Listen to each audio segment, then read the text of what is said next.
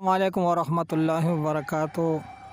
زما خوږو مینوالو، زه ستاسو ورور ستاسو ملګری اسرار فطرت تاسو ته مخاطب یم.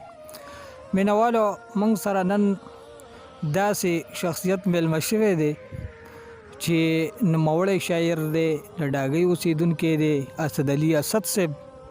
او تاسو به د هغه کلامونه اورېدلي، سینګارانو ډېر ویلي دي.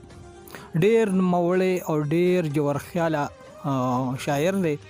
نو هغه نه به د شاعرۍ په حواله هم تپوسونه کوو، شاعري به هم ترې اورو انشاءالله چې ستاسو به خوښه شي.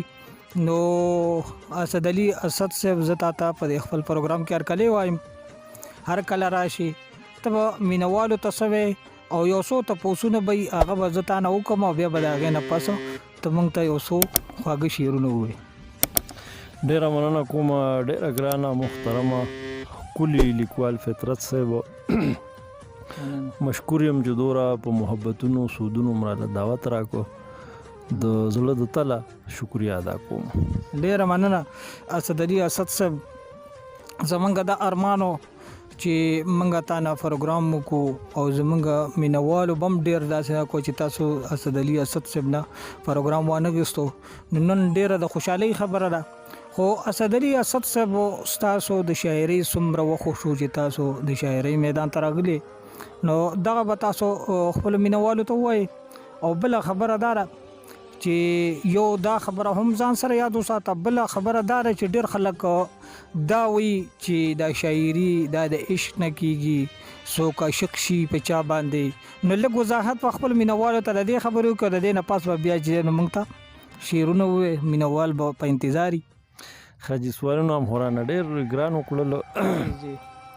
د لومبني سوال جواب خدا دی چې اسې هغه فطري غځونه او لیکلو آغاز چې نو د پرایمري سکول د وخت نه شوی، خو هغه لیکل کوم لیکل چې سړی ورپورې بیا په خپله خاندي او باقاعده د شعر لیکل دا ما د 1990 نه شروع کړی. 1990 نه. ستاسو دویم سوال چې کوم تعلق دی، سوال خو خطرناک دی خو جواب به زه بې خطرې دا وکړم چې زما په خیال شعر چې دی نو دا د عشق او محبت متازه نه دی. کني که د دې متازه وي نو بیا به د دې وطن هره پیغله او هر زلمی چې دی نو دا شاعر و، بلکې د دې وطن نه د ټولې دنیا د محبت جذبه د هر انسان سره تړلې ده. خو شعر د دې محتاج او متازه نه دی. شعر یو ځان له فن دی، یو الهي جذبه ده. مینوالو، د اسدعلي اسد صاحب د خبرې مطلب دا دی چې داسې پاڼه نشته دی چې باد نه ده رپولی، بې مینې انسان نشي کېدی. خو دا شاعري خپل فطرتي په وینه کې چې دی نو دا پیدایشي او رنګ دی چې پیدا شي. نو ته به مینوالو ته اوس زمونږ د فیسبوک ملګري هغوی به په انتظار وي، نو هغوی ته به ته څه ډالۍ کې؟ ټولو مینوالو دپاره، هر پښتو ویونکي، پالونکي، لوستونکي، د هغه ټولو مینو دپاره د کتې یو شعر د فطرت صاحب. جی ارشاد. ستومانه شوی وم په اوږد سفر، د ځانه وتې د جهانه وتې. توجه غواړم د کتې ته فطرت صاحب. ستومانه شوی وم په اوږد سفر، د ځانه وتې د جهانه وتې. د چا د مخې نه چې ښکار تللی وي، زه هغه غشې د کمانه وتې. ډېره مننه کوم.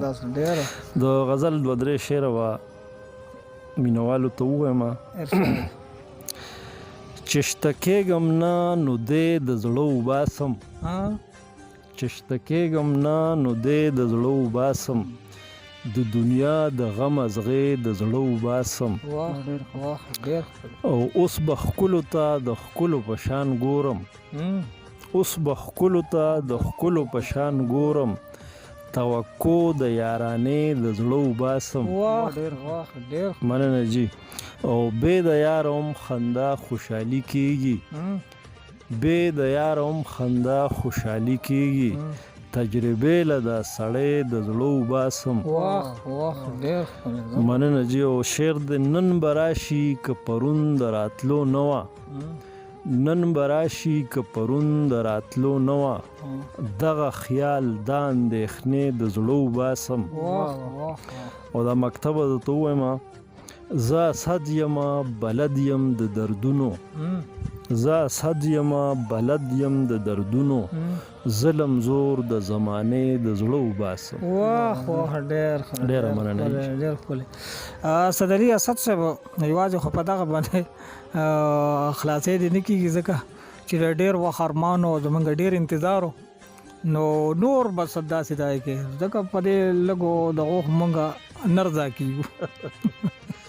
بل غزل له ته ووایم. جی جی ارشاد. د غزل څو شعرونه ورته ووایم فطرت صاحب. ارشاد. چا وی چې کمزر پو د یارۍ نه و، چا وی چې کمزر پو د یارۍ نه و، ما کې چې نور توان د بربادۍ نه و. واه واه واه. مننه جی.